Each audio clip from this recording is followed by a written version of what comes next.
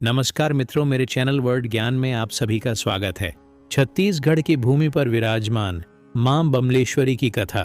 मां बमलेश्वरी देवी का प्रसिद्ध मंदिर छत्तीसगढ़ राज्य की राजनांदगांव जिले की डोंगरगढ़ में स्थित है। छत्तीसगढ़ राज्य की सबसे ऊंची चोटी पर विराजमान मां बमलेश्वरी देवी का इतिहास प्राचीन है। वैसे तो यहाँ देवी मां के दर्शन करने के लिए साल भर भक्तों का रेला लगा रहता है, परंतु नवरात्रि में माता के दर्शन विशाल जन सैलाब मरता है। धार्मिक पर्यटन का सबसे बड़ा केंद्र प्राचीन कामाख्या नगरी है। पहाड़ों से खड़े होने के कारण इससे पहले डोंगरी और अब डोंगरगढ़ के नाम से जाना जाता है। यहाँ ऊंची चोटी पर विराजित बगलामुखी मां बमलेश्वरी देवी का मंदिर छत्तीसगढ़ में ही नहीं, देश भर के श्रद्धालुओं के लिए आस्था का केंद्र बना हुआ है। मंदिर तक पहुंचाने के लिए सीढ़ियां बनी हुई है, जिनकी संख्या 1000 से भी अधिक है। पहाड़ी तक पहुंचाने के लिए अब रोकना भी लग चुका है। श्रद्धालु हर दिन मां के दर्शन के लिए देश के कोने कोने से यहां आते हैं। जो ऊपर नहीं चढ़ पाते, उनके लिए मां का एक सुंदर मंदिर पहाड़ी के नीचे भी है, जिसे छोटी बमलेश्वरी मां के रूप में पूजा जाता है। लगभग 2500 वर्ष पूर्व कामाख्या नगरी में राजा वीर सिंह का शासन था। उनके कोई संतान नहीं थे जो बाद में उनका उत्तराधिकारी बना सके। संतान की कामना के लिए उन्होंने भगवती मां दुर्गा और भगवान शिव जी की आराधना की। इसके फलस्वरूप उन्हें 1 साल के अंदर पुत्र रत्न की प्राप्ति हुई। वीर सिंह ने पुत्र का नाम मदन सिंह रखा। मां भगवती और भगवान शिव के प्रति आभार व्यक्त करने के लिए राजा वीर सिंह ने मां बमलेश्वरी का मंदिर बनवाया। आइए एक और कथा सुनते हैं जो मां बमलेश्वरी देवी से जुड़ी हुई है। छत्तीसगढ़ की डोंगरगढ़ के इतिहास में कामकांडला नामक राजनर्तकी और संगीत विचरण माधव नल की प्रेम कहानी प्रसिद्ध है। राजा वीर सिंह के पश्चात मदन सिंह तथा मदन सिंह के पश्चात उनके पुत्र के नाम से अन्य राज कर दी। इतिहास के प्रसिद्ध उज्जैन के राजा विक्रमादित्य के समकालीन थे। कला, नृत्य और संगीत के लिए विख्यात कामाख्या नगरी में काम कांडला नाम की राजनर्तकी थी। वह नृत्य कला में निपुण और अब तक 3 सुंदरी थीं। एक बार राज दरबार में काम कांधला का नृत्य हो रहा था।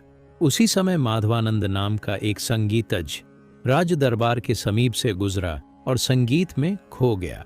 संगीत प्रेमी होने के कारण माधवालाल ने दरबार में प्रवेश करना चाहा, लेकिन दरबारी में उन्हें अंदर नहीं जाने दिया। आनंद लेने लगा।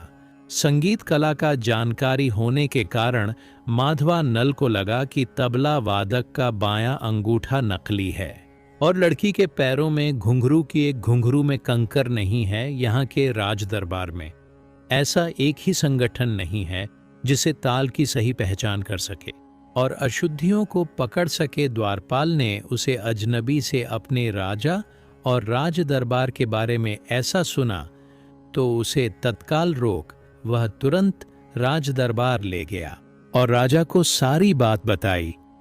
तभी राजा अंदर लाने की आज्ञा दी। राजा की आज्ञा पाकर द्वारपाल ने उन्हें सदर राज दरबार में ले गया। उनके कथन की पुष्टि होने पर उन्हें संगत का मौका दिया गया। उनकी संगत में काम करना, नृत्य करने लगी। ऐसा लग रहा था मनोरग रागिनियों का अद्भुत संगम हो रहा हो। तभी अचानक एक शरारती भंवरा कम कांधला के वक्ष पर आकर बैठ गया। थोड़े समय के लिए काम करने का ध्यान बटर जरूर, मगर नृत्य चातुर्य से उसने घोड़े को उड़ा दिया।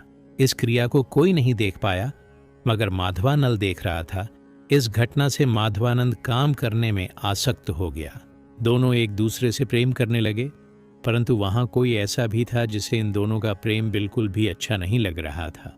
वह था उनका पुत्र राजकुमार मदन आदित्य। वह भी काम कांडला को मन ही मन चाहता था। एक बार दरबार में मालवानल के संगीत पर काम कांडला नृत्य कर रही थी।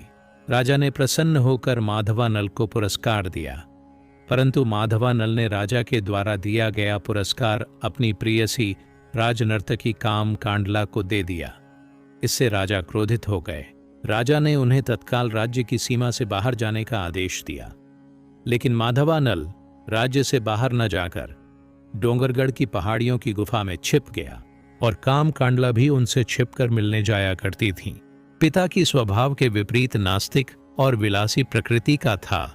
वह काम कांडला को अपना बनाना चाहता था, उससे प्रेम का नाटक करने लगी।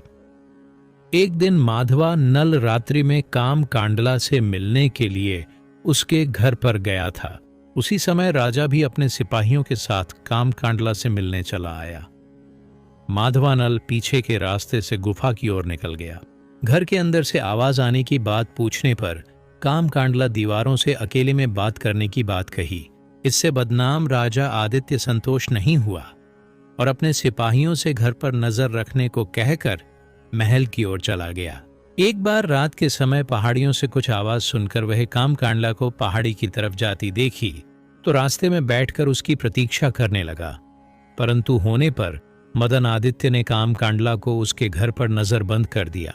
पर काम कांधला और माधवा नल नाम से पत्र व्यवहार करने लगी। किंतु मतलब आज में जलते मत न देते ने काम कांडला को राष्ट्रों के आरोप में बंदी बना लिया और माधवा नल को पकड़ने के लिए सिपाहियों को भेज दिया। सिपाहियों को आता देख माधवा नल पहाड़ियों से निकलकर भागा और उज्जैन में राजा विक्रमादित्य के शरण में सहायता मांगने जा पहुंचा। राजा विक्रमादित्य बहुत ही प्रतापी राजा था। कामाख्या नगरी पर आक्रमण कर दिया। कई दिनों की भीषण युद्ध के बाद विक्रमादित्य विजय हुए और मदन आदित्य माधवा नल के हाथों मारा गया। गणगौर युद्ध में वैभवशाली कामाख्या नगरी पूर्णतः हो गई। चारों ओर डोंगर ही शेष बचे और इस प्रकार डोंगर राज्य अथवा डोंगरगढ़ नगर की पृष्ठभूमि तैयार हुई। युद्ध के पश्चात विक्रमादित्य द्वारा काम कांडला और माधवा नल की प्रेम परीक्षा लेने हेतु जब यह मिथ्या सूचना फैले कि युद्ध में माधवा नल वीर गति को प्राप्त हो गया करके तो काम कांधला ने तालाब में कूदकर अपनी प्राण गंवा दी। तालाब में आत्महत्या कर ली। वह तालाब आज भी काम कांडला के नाम से विख्यात है। उधर काम कांधला की आत्मसर्ग से माधव नल ने भी अपने प्राण त्याग दिए। इस पर राजा विक्रमादित्य ने मां बमलेश्वरी देवी की आराधना की और अंततः का सर्ग करने को तत्पर हो गए। तब देवी ने प्रकट होकर अपने भक्त को रोका। तत्पश्चात विक्रमादित्य ने माधवानंद और काम कांडला के जीवन के साथ यह वरदान भी मांगा कि मां बगलामुखी अपने जागृत रूप में पहाड़ी में विराजमान हो। तब से मां बगलामुखी बमलेश्वरी देवी महाकाली रूप में डोंगरगढ़ में विराजमान है। आशा करता हूं आपको मेरी आज की कथा पसंद जरूर आए होंगे। हो तो एक लाइक कर दें, साथ ही चैनल पर नए हो तो चैनल को सब्सक्राइब करें और बेल आइकन बटन दबा दें, जिससे मेरे आने वाली वीडियो की जानकारी आपको प्राप्त होता रहे। धन्यवाद। जय माता।